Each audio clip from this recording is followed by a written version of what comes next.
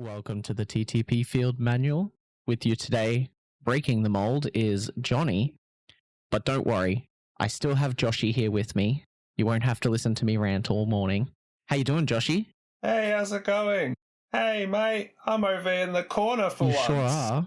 We're going to be doing our book club episode today. It's exciting. Goodness me, how long has it been since the last Better one? late than never, I say. That's okay. Don't worry, this is in addition to our usual topics, so we may just fall behind a little bit in this as we are preparing for the final days coming up in the near future. Spoiler alert. That sounds exciting. But nah, this was a book that I decided for us to read, so we thought I could take the reins a little bit and go through it. Did you read the book club? I mean, of course you did, right? Wow, our last book club episode came out almost 2 months ago. That's shocking. Hey, we're busy people, you know? This is a hobby, not a jobby yet. That's a hobby, not a jobby. Put that on a shirt. One day. I did, but I was actually like weeks ago that I finished it, so it doesn't seem as fresh in my mind. Is this what's like when we normally do a book club and you're like, what was it I read again, Joshy? Was it the Horus Heresy? I can't remember. It was 6 weeks ago. There's a habit where I let you get a couple of weeks ahead and then I binge the book in like a week and then wait for you to finish it. Mm-hmm. My job allows me to listen. I listen to books at the gym and when I'm hobbying. And if I'm editing the pod or reading the heck out of a codex, I'm not painting models. Or listening to books. Or listening to books. Yeah, no. But it's okay. We're here. I did listen to the book. I drive a lot for work, so I have a chance to listen to a couple of hours a day normally. My workplace is 10 minutes away from my house. He Who Fights with Monsters, Book 1. Wow.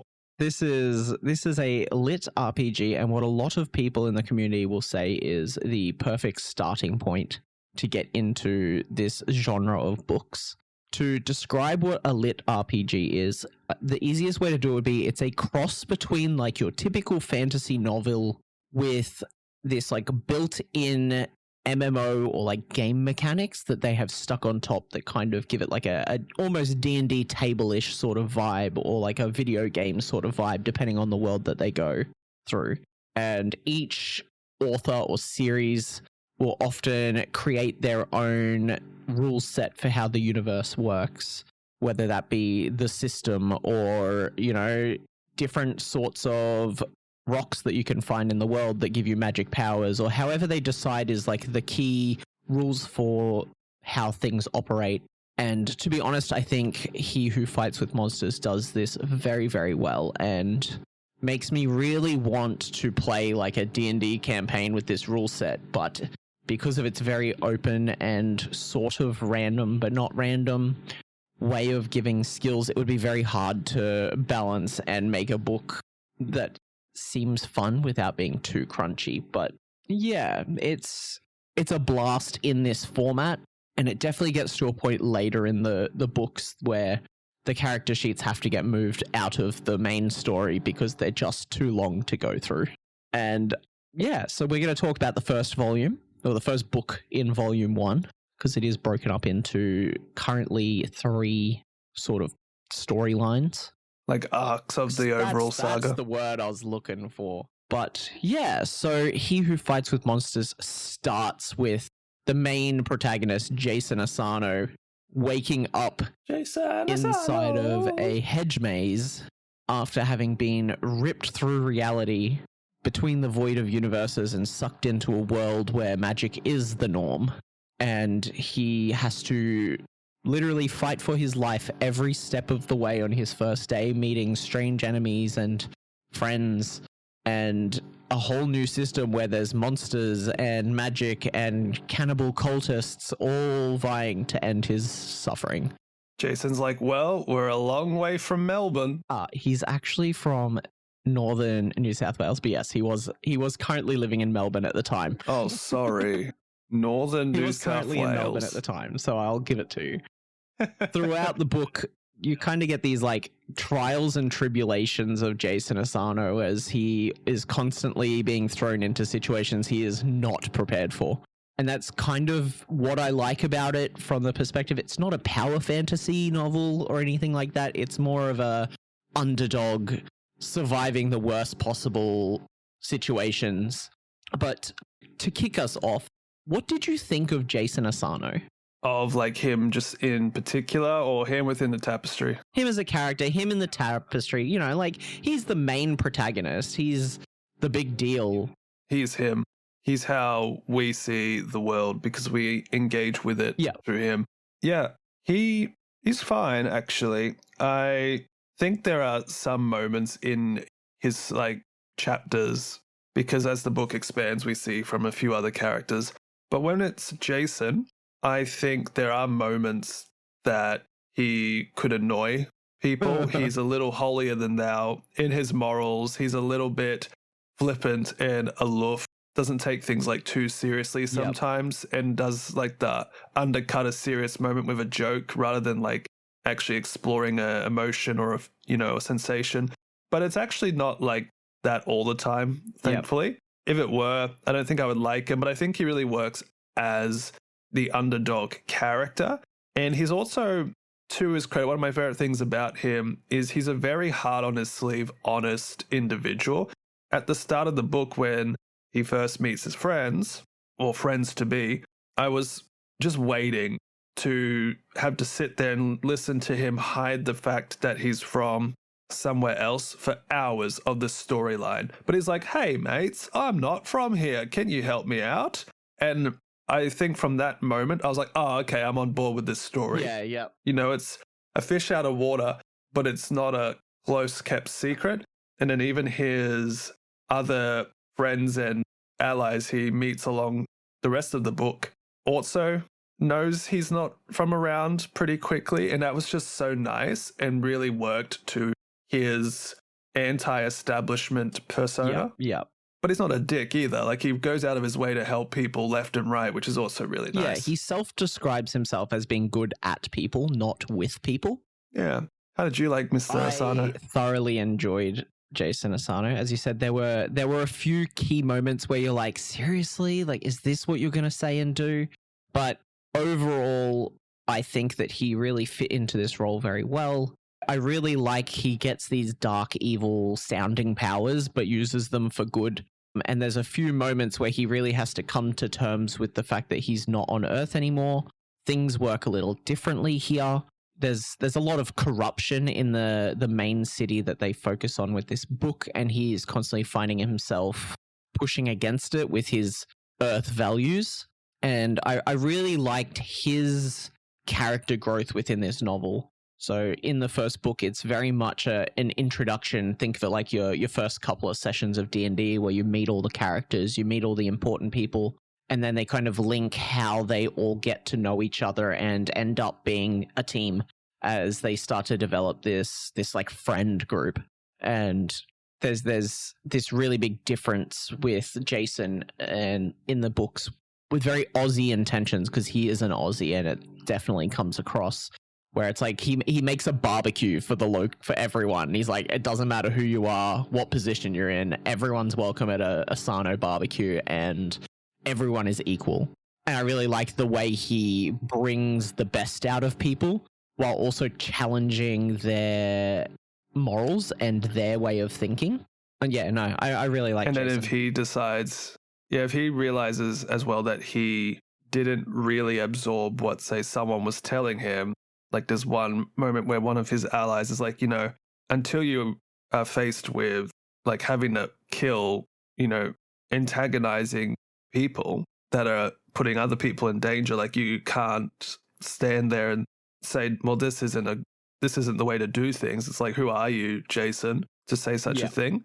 And then later on, he's like, you know what? I'm so sorry. That was very disrespectful of me. Like there's a lot of moments like that. It's really nice. It is really nice. So the first portion of the book is him struggling against the blood cult. He finds himself in a maze. He has to fight these like rabid hamsters and things like that as like his first little quest that his magic system gives him, and slowly starts to unlock some powers bit by bit. He manages to kill a couple of these monsters and then runs into the the cannibal cultists of the blood cult who managed to The Vane family. knock him out with a shovel and trap him with who become his future mentors is the best way to put these characters. They're the ones that kind of introduce him to how things work in this world. They guide him through his initial training. I have Gary's voice in my head. Well, he does hit his head a lot. He essentially runs into another adventuring party that are significantly higher level than him. He manages to, with very little magic, no real powers of combat or anything like that, force his way free just by doing the unexpected and making people think that he's not really a threat, because he's not, but he also doesn't know enough about the rules to know the consequences of his actions. So he kind of just throws himself into situations that are very bad for him and comes out okay. He doesn't know about the essences or the auras or the fact that he genuinely, will end up having a pool of mana to draw from. Like, he doesn't know this. So he's treating his hostage situation like you and I would, talk your way out of things and bullshit your way out, beguile, rather than teleport into the shadows and stab them with a poisonous dagger like the others would like to be doing. And the others are all trapped in collars that remove their magic powers, which in this universe is kind of like the best way to counter anyone of power, because so many people rely on their powers that once they're removed, they're not as much of a threat. Yeah, and it's also like he doesn't understand that eating a spirit coin is possible, or that it has negative side effects, or that potions give you a toxicity that if you take another potion in a short period of time, it's going to mess with you. But then the kind of way that he adapts and the way that the magic works for him is that he kind of gets this like video game UI. He gets, a health bar and mana bars. He gets an inventory. He gets quest systems that pop up that only he can see, that kind of guide him through how to survive. And as they explain later in the book, this is the way that his soul has created a magic system around him to allow him to survive and thrive in this new world. And it's something that only strangers to this universe kind of get. Yeah, he's got that Google Lens. He's got that meta headset. It helps with translation of some of the things too, like potions will give him a cooldown bar so that he knows when it's safe to use a potion again, because he doesn't understand how it just feels naturally yet. And yeah, so he goes through a lot of weird and wacky situations in the start of the book that end up with him stopping a blood cult from creating an apocalypse beast that could devour the entire world, and saves these three companions that then feel they are completely in his debt, and offer to like introduce him to the world and train him up a little bit so that he can become an adventurer and join the Adventurers Guild. Which, if you've ever seen an anime like Fairy Tail, you'd have a better idea of how like the adventuring guilds kind of function as like mercenaries and people who are there to help. And you put up a job and they go and they find whatever's causing the problem and end it and get paid, sort of vibe. Very typical, very stereotypical adventuring guild sort of vibes you'd expect if you played D&D or anything like that. Did you enjoy the opening chapters and this first kind of scenario piece? That you got any comments or anything you want to talk about with the blood cult? The start of the saga, if you will, I felt it was quite relaxed, quite chilled out. It did take its time, not too much time, but it did take its time as a story to lay the groundwork for everything. Like the first, third of this first volume was pretty much a tutorial in a sense. You're getting to know his supporting family of friends. They somewhat rush him through him getting his essences, of which everyone has 4 essences, which tailor their skill sets and fonts of power, which is pretty cool. I think a lesser book would have taken, like a book or two just to develop one of these 4 essences. But in the first, third, they're like, here you go. Here's all of your essences from all those random corpses you keep looting. Yeah, the quest system really helps him out with that. Whereas a lot of other people, they don't get the ability to start using essences and getting these powers until they turn, 15, 16, some a little later, some a little earlier. And then they spend, 10 years building up their essences and their awakening stones to get their full suite of, 20 powers that they can get. Whereas Jason gets to, I think he gets like 18 or 19 of his 20 powers fairly quickly. And within this novel, or maybe it's like 16. I think he's got like four or five left to go. Yeah, I think he gets like 3/4 of the overall abilities that he can unlock, but he's got the baseline essences down packed. And I did enjoy that they explain that there are different sort of tier rankings of power in this system. Yeah. So iron rank, bronze rank, silver rank, so forth. And not even his companions are considered like, silver, gold, what have you. They're also like of a similar caliber. So they're also learning things about themselves as well. It's not just Jason and a bunch of onlookers.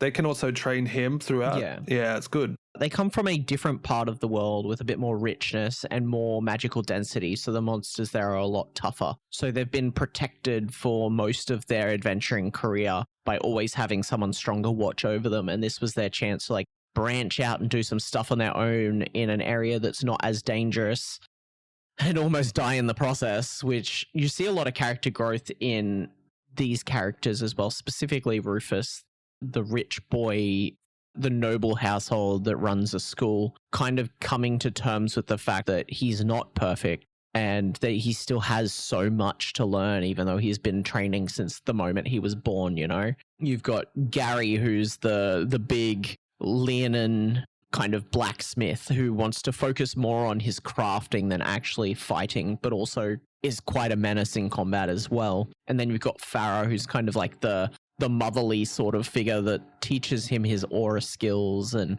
watches over him, but is also just like a volcano wielding powerhouse that just blows her load in a quick moment, and that's the end of the fight. That's how you wanted to describe that? And then Jason ends up with powers all focused around doom and darkness and poisons and judgment and all of these like very dark sounding terms. He ends up with the apocalypse beast that they killed as a pet that lives inside his blood.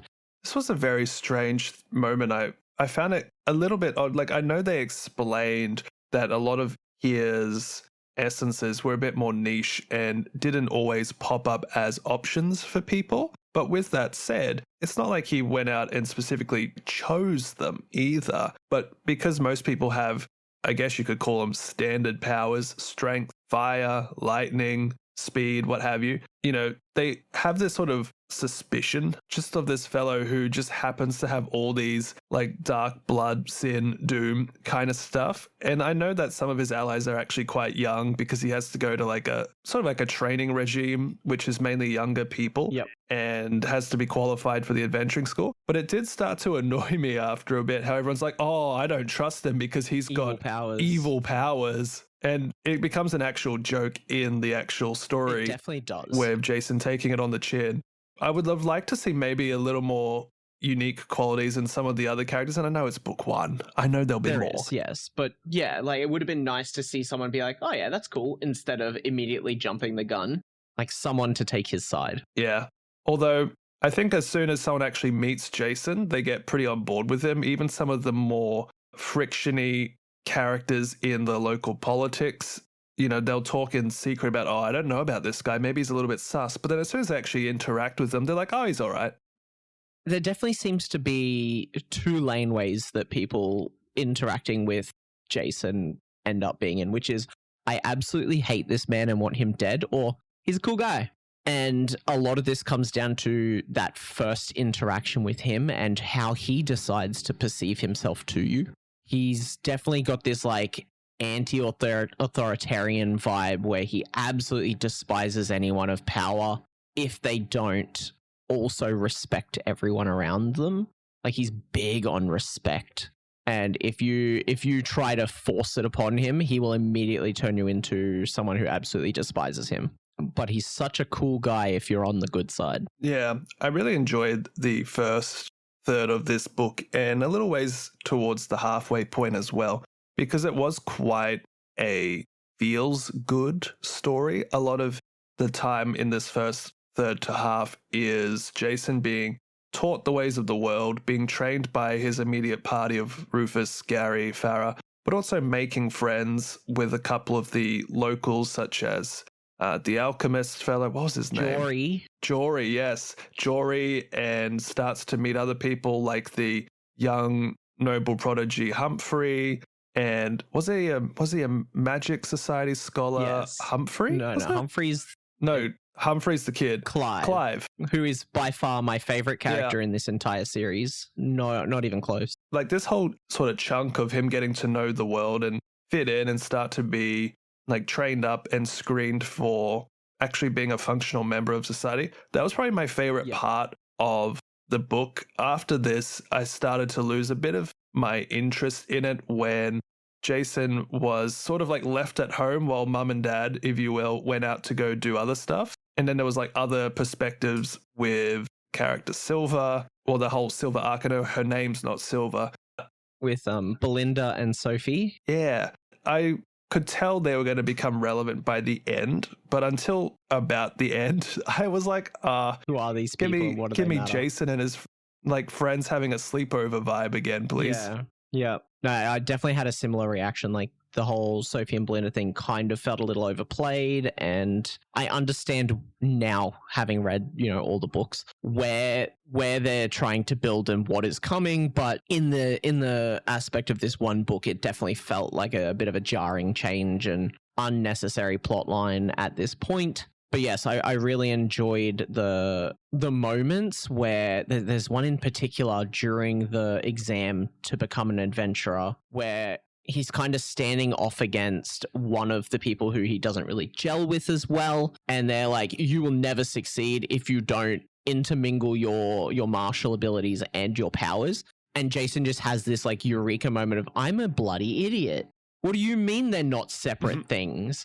And then really clicks and realizes the potential of his like power suite that he has. And that's kind of the thing that allows him to become an adventurer, is that sudden revelation. And he's so willing to take on advice, no matter the context, if it helps him out. Like, there's a lot of character growth, and I really like that. And then there's these weird twisted moments with Jason where he randomly has to kill 5 people because this is the second time they've come across him. They've stood in his way, and he kind of has to try and develop that persona and try and stop people messing with him because he is so weak and powerless compared to the rest of the world that he kind of leans into his like evil powers a little bit to kind of force that persona of, is he a good guy? Just to keep people off his back. Yeah, it had a little bit of like Harry Potter 1 energy where the chosen one has like a few of the snobby, rich and vain students, like a Draco Malfoy character, just being like, oh, Jason Asano, you suck, man. Every chance they get. You say that like Jason didn't sleep with his sister. After the fact. Yeah, it was definitely after the fact, but also, that's an ongoing rivalry that goes for a while through this book. As he starts to develop these relationships with other characters, I did really enjoy that Jason was becoming on good terms with Danielle Geller, who's sort of the matron of the Geller family, which is a huge political powerhouse institution with their school and widespread family and power level, if you will, within the region, rather than just being like almost a cameo appearance. Instead of having like the Dumbledore character coming and going, like Danielle and her son were actual characters that stayed around and interacted with everybody for a bit. Jason even met with Thadwick Mercer's family and even cultivated a relationship with his older sister. And his mother a little bit, And the mother a little, yeah. I thought it was all really nice and swell stuff. It would have been so much easier, I think, for the writer to just sit there and be like, oh yeah, Jason just hung out at the clinic all day long, keeping his head down, not drawing attention to himself. Like, it would have been so easy to go down that route, but he, at every chapter, seemed to challenge the preconceived part notions of the norm around him, which was really cool. Yeah. No, it was very good. The second half of this book, well, I guess the middle third of this book, as you said, it's very basic, very simple. It's kind of just like, this is what adventuring life is supposed to be. He goes out, he does a few missions, he helps people. He has this like weird interaction with the world that a lot of people don't understand, where he goes out to these smaller villages and he heals people free of charge. And everyone's like, what do you mean he's not charging? What do you mean he just does that for the sake of it? And a lot of people are confused why this guy who, you know, has been perceived as scary and has killed people in the street is also just going around and helping the poor. And everyone's always like, but what are you getting out of it? And he's like, it's helping. I have the power. Why wouldn't I use it? Because that's just something these people don't understand in this universe. Like bringing those earthly notions in and showing that he is a good guy. But then at the same time, there's a video circling of him going up against an entire group of the Geller family and 1v5ing them in a swamp and putting on that persona of the evil character, like the big bad guy in their like hologram system, and doing a lot of mental damage on top of also just, you know, murdering them and playing it out, because at the end of the day, Danielle wanted to show a lesson that, you know, never underestimate your opponents, and the use of the environment can be such a big deal as a learning lesson for her own family. Yeah, this was a interesting part of the story, and whilst I liked it that he was able to demonstrate how far he's come, I didn't particularly feel like, what's the writer's pen name? Shirtaloon. I didn't feel like Shirtaloon resolved much of the actual social dynamics afterwards that were challenged because of this. I agree. Danielle Geller, her son Humphrey, watches this as a young, impressionable, goody two-shoes, 16-year-old adventurer to be. Remember, he's 16. Yeah, and you would think that Jason, when confronted by him being like, what the hell was that? You were so evil and twisted and sinister and unnerving, and is this really who you are when it comes down to it, Jason? And then Jason, for like 5 minutes, is like, well, you know, Goes on a rant. Humphrey, I actually think that you're taking this the wrong way. You should actually, you know, it's just like full on gaslighting him into being like, how dare you think of me as evil, when he's just like never once being like, yeah, I think I went a little bit too far with that. It's the one part of this book I think lets it down the most, is they do such a good job at building these characters and, you know, improving their understandings and getting that development in there, and then they just drop the ball so hard in this one part. It's kind of just all thrown under the rug. Yeah, and then like a couple of hours into the book, he's off on adventure with Humphrey. I'm like, oh, did they make up? And it's never brought up again since, more or less. Yeah, but I did like that, although actually I didn't fully like that after some time and after being trained, Rufus, Gary, Farah go off on their own sort of stuff, and they do explain the how and the why. Like, Jason's got to stick around and graduate adventure school, basically. They got to go off and investigate the thing they've been doing since before Jason got here. Like, I get it. But they take a back seat while Jason builds up his new team. You know, his Humphrey, his Clive. And then they are sort of shoehorned back into the third act when, like, the Sand People come about and the rift between the main realm and, was it the water realm? It's a subdimension that's tacked on the side, but it is, yes, it's a very tropical oasis sort of vibe that has broken through to the real world and is creating this delta and all the river systems through the desert. But they act as like little pocket dimensions. Yeah, they're brought back into focus. Well, everyone is more or less brought into focus, even... except for Jason. Yeah, even the Jason. Although Jason at this stage is wrapping up the Silver arc with Sophie and Jory the Alchemist. Yep. And then all their little components lock in together and Jason's like, oh, hey, we have to go help my friends. And for some wait, the gold rank adventurer, how did they come about? I feel like they just appeared. Okay, so they did mention him a little bit beforehand. This is all linked to Rufus and what he's doing. So the gold rank adventurer is there for a reason. He is a treasure collector. Big, rich, expensive, powerful people ask him to go find things that no one can find, and then he subcontracts that work. And Rufus and that are part of that subcontract. They have discovered that there is something in this area that is exactly what he has been looking for, and he has come to check to see if it's correct, if it is what he's looking for, essentially. At the same time, and this is more of a, you know, the things they've touched on towards the end of the book is there is an event coming up related to this that Jason may or may not be able to participate in. And that all becomes very clear in the next novel. But he's essentially just like a really rich and powerful guy that showed up in their small little town and therefore is like the highest ranking individual in the town now. And Jason just becomes friends with him because of Rufus. Obviously, Rufus being, you know, the young prodigy of this rich family in a far off land. There's a lot of skepticism around the fact that he has turned down so many people to be trained by him while this random person has shown up and taken Rufus's attention. So everyone kind of wants to know who is the one that managed to get Rufus on board. And that's where that link between the Gold Ranker and Jason starts. And then obviously due to the fact that he shows Jason respect, he doesn't get the bad side of Jason, he gets the good side. And they develop a bit of a rapport that way. Really enjoyed the moment where Rufus's dad basically gives him a FaceTime call. Yep. And I'm imagining it's like when one of the gods in the Hades game pops up. And it's just like, in the name of House Ramor, accept this message. It's like, oh, my boy, what are you doing up in there? Who's this that you're with? New little friend? Okay, bye. That is his whole personality the whole way through the entire story. And I love it. He's flamboyant and over the top and just like all up himself. But he is also a gold rank adventurer, you know, like he has the power behind him to match. A lot of fun, some of the weird and wacky things that are just normal in this universe. And you get a lot of those kind of weird moments with characters.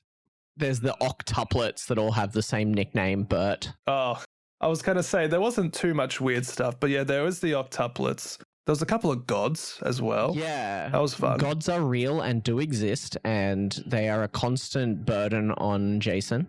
He has met a couple of the gods personally. A couple have shown some significant interest, particularly Knowledge and Dominion. I love the relationship. I love Dominion. Dominion's great, but I love the relationship between Knowledge and Jason. Yeah, I ship them. Because he is a font of new knowledge for her, as Knowledge's whole thing is that she knows everything that anyone in this universe knows the moment that they are in the universe. So as soon as Jason came in, she now knows all the shortcuts to Mario Kart levels. Yep. I love when Dominion shows up because, well, what was it? Another of the gods, the healing god. The healer? Medicine? No, that's not his name. Healer. Oh, his name's just the healer? Yeah. Wow. Okay. Well, the healer shows up because a bunch of puritanical, like, we heal for a fee, you know, dickhead, when they try and stop Jory from doing... The local healer church gets corrupt. Yeah, the healer god is like, man, you guys suck. Dominion, you want these fools? And everyone's just like, oh, fuck. Dominion? Oh, fuck. And then this guy who I imagine's like this infernal hellspawn devilish fellow is what I imagine. He's like, hey, where the fuck's Jason Asano? I love that kid. Oh, man. And I love that his church is a giant hand clutching a globe. Like, that's so cool. Nah, Dominion's awesome. And his whole thing is that he's the one that puts people in power. He's the one who decides if you're worthy to be a king or an emperor or anything like that. Like, his whole job is supporting those that deserve power. I love that Jason falls into a lot of just various relationships, you know, the humble street alchemist, the noble, like, family prodigies, and then also, like, several of the gods. And he's not particularly, like, egotistical about it either. Like, if someone's crumping on old Humphrey Geller, Jason be like, hey, you sit the F down, that's my best friend. Whereas if someone's like, oh, you know, Knowledge is a bit of a sus one, Jason be like, nah, she's cool. The whole thing is that because he comes from Earth, he is an atheist. He's never seen gods. He doesn't believe they're real. So when he finally is put in a position that challenges his entire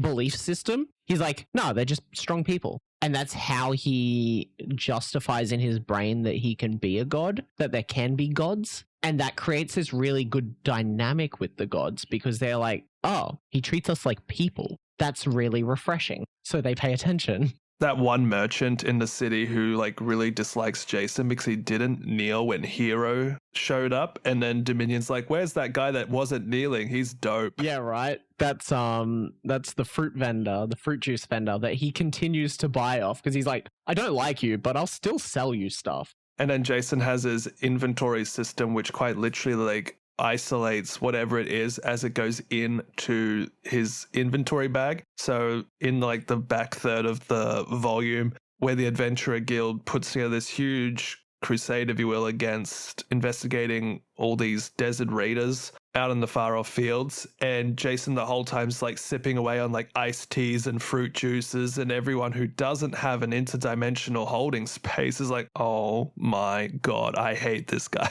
But then he'll also just pull out like 5 juices because he brought extras and be like, oh, you thirsty? And then they have to yeah, and they're like, I was hating him, now I don't hate him anymore. No, it's super cool. The last sort of part of the storyline, though, we got the Desert Raider conflicts where Jason and all that have to board ships and figure out who's in charge and what's going on. But this leads to something a lot bigger, doesn't it? Sure does. There's the sand pirates, as they call them, well, as Jason calls them, who have arrived and are essentially just like refugees that have been off-put from their area and are now causing trouble because they are partially like slavers and things like that as well. And the whole of Greenstone, which is the name of this city, has to work out why they're here and what's going on. And that's where the apertures in the dimensions start to pop up. They find out that someone is messing with the local pocket dimension that feeds magic water into this entire region and allows it to actually, sustain life. And they have to send out this large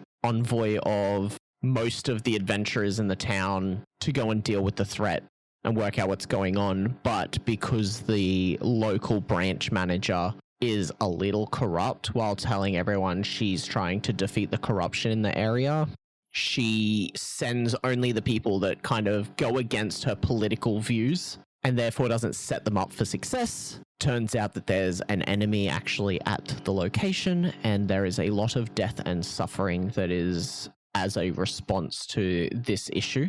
And we lose one of the most dear characters to multiple people in this area as they have the unfortunate side of killing off Farah, which is the mentor of Jason, the best friend of Rufus and Gary, the kind of sweet, innocent, but also very powerful lady that they all get to know very well throughout the book and before. Yeah, the introspective monk of the group. Even going through this the second time, I was like getting a little emotional, which I understand isn't as big a deal for like you, as you've only known her for 3/4 of a book, but having read through it and see everything that happens after this as a result, seeing, the mental breakdown that happens when Rufus believes he's the one that failed her, not the other way around, like watching Rufus go through all of his character development and seeing Gary kind of shut off from the world a little bit afterwards. Like this was a very deep moment for some of the characters in the book.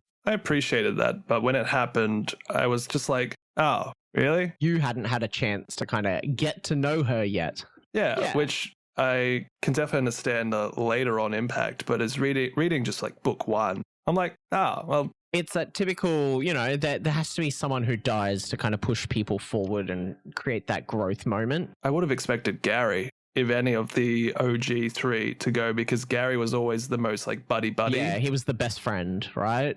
Is the way that I've always seen it. You've got like the overbearing and very knowledgeable father, you've got the supportive and very spiritual mother, and then you've got Gary, the best friend. It would have hit a lot harder were Jason actually present. Like, for whatever reason, he thought he could help like properly in the fight, shows up only to watch that happen. That would have been a much stronger moment for Jason, for such a character death. Yeah. This wasn't focused around Jason. This was focused on on Rufus and Gary.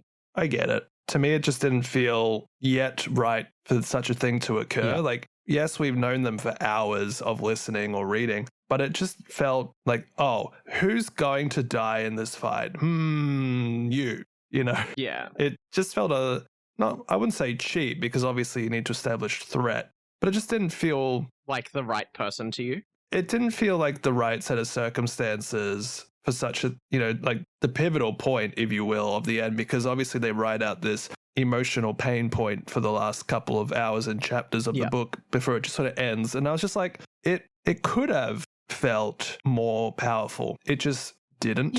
For me anyway. No, and that's fair. But there is this is the first book of currently 13 and is really a lot of setup. There definitely could have been a little bit of a better like cliffhanger or something like that to bring you in. Originally, this book was written as like a web series, just like a fan fiction sort of project, and was later brought into Audible. And for that reason, I believe the first book is actually made up of 3 smaller novels. They were like 3 chapters of the book originally, that were rolled into one. And that's why there's kind of like those 3 kind of story points within this one book, and why it's also 30 hours long. Yeah, I can see that.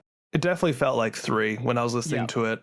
The following books, while they're still fairly long, are not quite the same. They all sit in like the 20 to 24 hour range, which is still very good for an audiobook in terms of cost.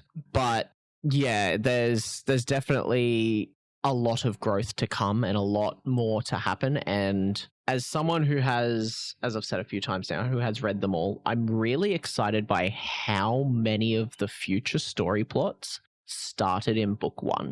How many little references and like character introductions and, you know, world building kind of things happen within this first novel. Like there's some very big revelations that only come up later that I really enjoy. And there's hints to, you know, Dominion, who becomes a bigger thing later, and all of this other stuff that's going on, and all of these characters that become the future adventurer party, and even references to like their naming convention that they go with, not on purpose, but you know, there's a lot going on in this book that you don't even know has happened yet until you continue to read. And I definitely do recommend continuing on if this is a book that you as the listeners, or even you, Josh, enjoyed, because there's dark things to come for poor Asano. I'm definitely interested in reading more of it. That's a given. Yeah. I totally expect it's going to get, you know, much bigger. You don't introduce gods and a multi-tier power system without then across 12 plus books getting there. Like, you probably be a very silly writer to do such a thing and not pay off that promise. But I'm you know, happens. You get what I'm going with. You get where I'm going with it. Yeah. But I am very excited to listen to more of Jason and his little team he's putting together. I do like the Rufus and the Danielle Geller and Cassandra and Knowledge and all of those auxiliary characters. I do like them quite a lot, but I really enjoy just Jason and his mates just doing things. It's fun. Yeah. I do like that the auxiliary characters they're not one-offs. He really builds friendships, and these people support him significantly through the entire series. Like Danielle Geller's always there. Like all these characters are just there. The Berts pop in and out a lot. You know, Jory is always a friend. You know, I really like that they're not just one-off characters. There's a lot of building. Yep, I'd like to see as well how his essences develop a bit more, because whilst everyone does have 4 essences, it appears they do slot into a particular physical attribute such as speed, power, and I would be surprised if the link between like which essence is in which physicality or which attribute, if it doesn't develop that a bit more, I'd be a bit surprised. But I'm also interested to see development of the other characters, like how Humphrey grows, what happens with Sophie, because she's hinted to have an essence or 2, but not the full set. Clive's fun. When Sophie starts appearing in the books, she has 1 essence and 1 ability. That is it. But then by the end of the book, they're looking at getting her more to turn her into an adventurer potentially, to get her out of the trouble that she's in, to expand a little bit on like the magic system and how it works just in like future books. Not really a spoiler, but it is something they touch on later in the books. Is as you level up, your powers do grow. You unlock new abilities for each ability. So like the Cloak of Night or the Cloak of Stars will get additional effects and things that it does. And all of your essences are linked to portions of your soul. Your soul is immutable and indestructible and cannot be adversely affected without permission. No one can get into or affect your your inner soul without your permission. Oh, I'm sure that won't come up as a villainous plot point. Multiple times. Yeah, no, not at all. Not at all. But on top of that, yeah, it's good. as they expand out, and also as like the author expands out on how the power systems work, is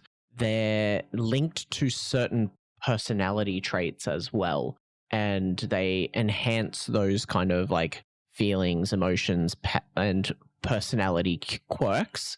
So the powers that you have can actually also affect the way you perceive the world and act and all of this, as they kind of act as like amplifiers. So like the sin and judgment side of Jason can come out a little stronger at times, you know, because they're linked to. And also there's this theory within the universe that your powers are predetermined by your soul. And that while there's a little bit of influence with like which essences you pick up, they're always going to be linked to you and specific to you. And that's why even if two people get the might essence and the same ability and the might essence, they might look identical at iron rank, but by the time you get to bronze, silver, gold, they'll actually be super personalized to the way you use them and the way you act. And it means that the people that do reach these higher ranks are very unique. The problem with that is building a magic system around that would be a nightmare for balance reasons. Good thing he's doing it over multiple 20 to 30 hour installments then, and hey? Focuses on individual characters as opposed to creating like a TTRPG system for this. And it's why this game doesn't have a TTP RPG system yet. There's one that's kind of fan-made, but its balance is terrible. I don't know if every property needs a TTRPG or a tabletop war game. It sure doesn't. You notice that? Everyone's getting one now. But I would love to play with this magic system. I think it's very well thought out. It just needs some structure and balance if you wanted to introduce it into like a game format. But in the context of the setting and the world, I think it works spectacularly. And they keep building on it as they go. Yeah, I think the books allude to the system being rather limitless in its scope, and I think a fan-made game would struggle to tighten that scope appropriately. But I think the actual books are really nice. They have that similar sort of comfort listen, cozy bus ride listen that like a Critical Role episode would give to me back when I listened to that a lot more often. It sort of scratched that similar itch. It didn't wow me from, like, let's say a full-on non-lit RPG literative fantasy. Like, it didn't wow me to such a degree of like, wow, that writing was masterful. No, those are the deepest characters ever. But it was just really fun and engaging, yet relaxing, and gave itself plenty of breathing room, but always had something happen, which was pretty cool. I think the pacing was really well done too. Like, it didn't feel like anything stretched on too much outside of a few, but for the most part, like, the book moved at a very steady pace, I felt. Well, I do have one more question for you, but before we get to that and start to think about closing out, is there anything else you wanted to discuss or talk about regarding this book before I ask you my last question that I have? I think just in general, it was really nice to see a different take on both like a let's play style thing, RPG, sit around the table and watch people play. Like I'm over listening to those. Yeah. So this was like a really nice fill-in for such a thing. The idea of binding a magic system to a book was done really well. I felt I wasn't like super sure if it would actually like be done well when, you know, someone would explain the concept to me, but then actually listening to it and how it was done, except for the occasional moment where I was like, yes, I know what hegemony does. You don't have to tell it to me again. Yes. Yeah, there's a little bit of that. Besides moments like that, or like iron rank ability is now 3%, you know, you have 97% more. I'm like, yep, I can do the math. And this iron rank ability also 3%. I'm like, yep, thank you very much. Next. Except for those moments. They do fix that in future issues, but it takes a couple before they get there. And that's realistically, that's the problem from going from like a book to an audiobook, is anytime there's a stat block that just shows up on the screen, the audio narrator has to go through that whole block So it's just one of those things that happens because it was an audio version instead of you just being able to skip past the little blurb. Yeah, it was really nice to just have a thing that wasn't so serious, but also rather deep and expansive at the same time. It was good. Yeah. Good change of pace for a book. So my final question for you, Josh. Yeah. What did you think of Heath Miller as a narrator?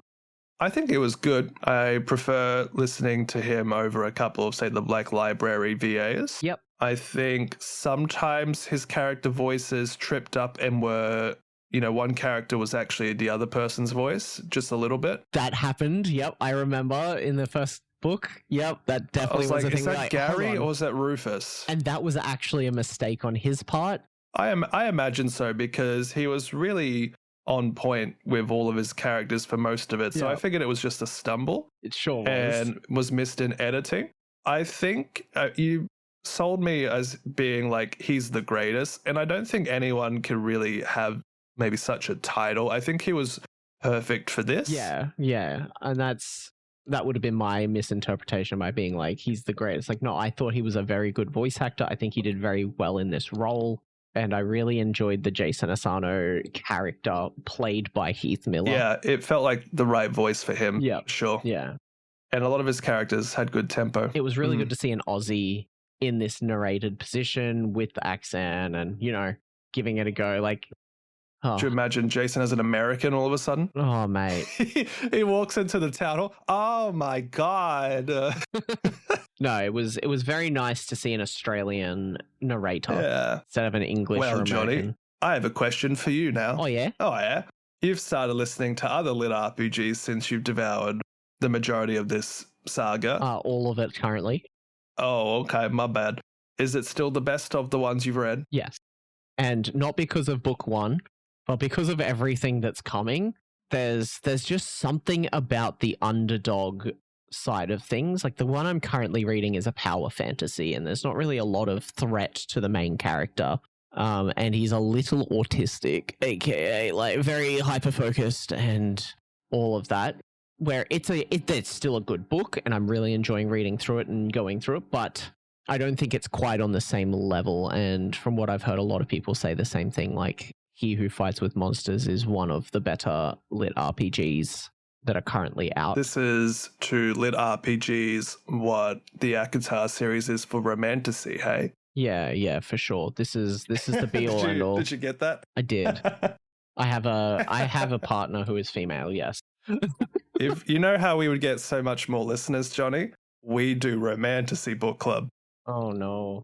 They're not going to be here for the rest of our content.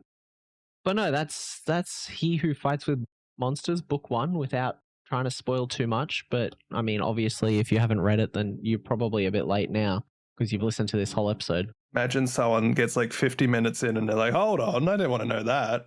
But to give you kind of like an idea of just how well received this book is, it was selected as one of Audible's best audiobooks in 2021. Is that by ratings or downloads? That's by their award system. It has a 5-star rating with 15,000 ratings. Pretty good. And before being brought to Audible, it had 13 million views in its original novel release. It was one of the best rated serial novels on Royal Road, which is a book company. Hey, that's pretty good. So very well received. And frankly, you look down and every single book is 4.9, 4.8, 5. So well received, every single book. Fantastic. Without giving too much of it away, how do you find the future installments go? Obviously, I imagine the writing quality improves with practice, but do you find the caliber of character relationships, the balance of soft, tender moments with an actual threat? Do you think the balance that's achieved in this first novel is well maintained throughout the series? Does it change for the better or the worse as it goes on? So without spoiling too much or anything like that, a lot of Jason Asano's character and power development focuses on not his powers, but actually his ability to adapt his soul strength due to extreme trauma. And there are some very dark scenes that come up that focus on some very like some things that some readers may not necessarily want to read about. There is a little bit of like torture and stuff like that happens. And then there is a section, it's referred to as like volume 2. I think it's book 4, 5, and 6, where the setting shifts a little bit. But due to everything that he goes through in the first couple of books, he kind of goes into this like dark and broody phase, which didn't trigger quite as well with me. I wasn't as big a fan. But they really pull it back by focusing on the character development later and how he overcomes the trauma and all of that into the later books. So in my honest opinion, there is a section in the middle that is a little more difficult to get through just because of the darker kind of tones and the way that his personality shifts for a while there before he kind of like snaps back to himself through working with mental health professionals. But yeah, there's definitely a why does this keep happening to me moment. Because you're the protagonist. Well, it's not just that. Because Thadwick Mercer thinks you're a bitch. But there is definitely a thing of like, nothing is random. Everything has a reason. Even the things that have already happened that seem very random or unpredictable. There's, Cool. the literal only thing in this entire book series that actually happens randomly is him being sucked into this universe. Fair enough. Everything else, there's a plot or a plan or something, and he is the whole series is him going up against people of significant power and somehow winning. And you see that from the first novel with the Blood Cult. He was outmanned, outgunned, outmatched, and somehow pulled a victory out. Well, I'd be keen to read the second one when I have a decent window of time. I was a bit like disappointed in how the first book ended, and not that it was a bad ending. Like the ending chapters was very engaging, but the ending like minutes was basically just like sitting around the table, be like, "Yep, there's something sad's happened, and well, we just have to get ready for the thing that's happening next." Yep. And then the book ends. You're like, "Huh?" It still caught me off guard the second time. I was like, "Oh, that's where it ended." It's my biggest pet peeve with these longer form, rich fantasy novels and even video games, actually. I feel like the ending is very often not that satisfying. Like the actual end, like where the thing ends. And I know there's more books, but I prefer to observe this as an isolated experience. Yeah. Especially the first one. I feel like the first one should always kind of sum itself up a little bit and have that decent ending. I don't like it when the first book ends in a cliffhanger, especially when it's like, oh, book wasn't that successful, we didn't make a second one, and now you're left just with an open ending. Happens a lot in movies too, you know, where they're like, oh, this could turn into a series. Let's end it on this cliffhanger. Like, no, and then just wrap it up now. You can add things later. Just wrap it up now. So yeah. Anyway. But no, that's Book Club, eh? Book Club for today. Book Club, eh? Wonderful. We did it. And that means that we get to... Is there anything else you want to say? Oh, well, guys, guess what? The next one's Infinite and the Divine. Go read it. I will be starting... It's Warhammer again. We're reading the Necron it's Warhammer novel that again. everyone knows about. It's the Necron gay romance novel. If that's how you want to No, it's really not. It's really not. But yeah, Infinite and the Divine, a very well-beloved, one of the most well-regarded 40k novels of recent times, actually, because it's November and Necrons also start with N, so it's Necron November. That's it. That's the logic. Why not? Guess what? I have only 5 hours left. Oh shit, I better get started. I gave you a head start for once, and you're still going to beat me. I don't know about that one. Not on this. It sounds like you're pretty close to the end. I'm still reading a book. It moves really smoothly, I must say. Like, without giving too much away, I think it has a really good flow to it. I do enjoy the author, Robert Rath. He writes quite well. He writes really fluidly. He offers a lot of nuance and insight, if you will, to the characters and the factions that are present in his stories. Yep. Overall, though, I'm unsure how I'll feel about it come the end, to be honest, but it's been fun. It's, from what I gather, it's one of the higher rated books in terms of like 40k. Like, a lot of people really enjoyed this one. Yeah, I am keen to see how it ends. I'm still on board, but I've heard nothing but overwhelming praise for this book since it's come out. Yep. And so far, like 7 or 8 hours in, I'm like, oh, it's just a 40K novel. I mean, that's not necessarily a bad thing. At least it doesn't. It's not a bad thing. Yeah. It's really good at what it is, but it doesn't feel yet to me particularly like a unique quality in the library is what I'm trying to get at. Yeah. It just feels really good at what it is. Yeah. But that's cool. Infinite and the Divine. Next up. Cool. Appreciate That'll it. probably be out in less than 6 weeks. It will be out this year, I promise. It'll be out maybe at end of the month. We'll see. But yeah, no, I'm So pretty that excited. December has a book. I'm pretty excited. Yeah, we love Necrons, eh, Jonny? Yeah. They do silly things. Do silly things. All right. See you soon. Ears. Take us home, Jonny. You have been listening to Audible. No, jokes. Audible hopes you've enjoyed this recording. Go read the book. Enjoy it. This is a episode on top of our other episodes, so I won't do the normal goodbyes, but thank you for following along and, thanks for experiencing this last year with us and all of the fun stuff we've got to do trying to build this community. So I look forward to what the next year brings. I'll do the proper goodbye. I said, peace out, bitches. Feed me your sins.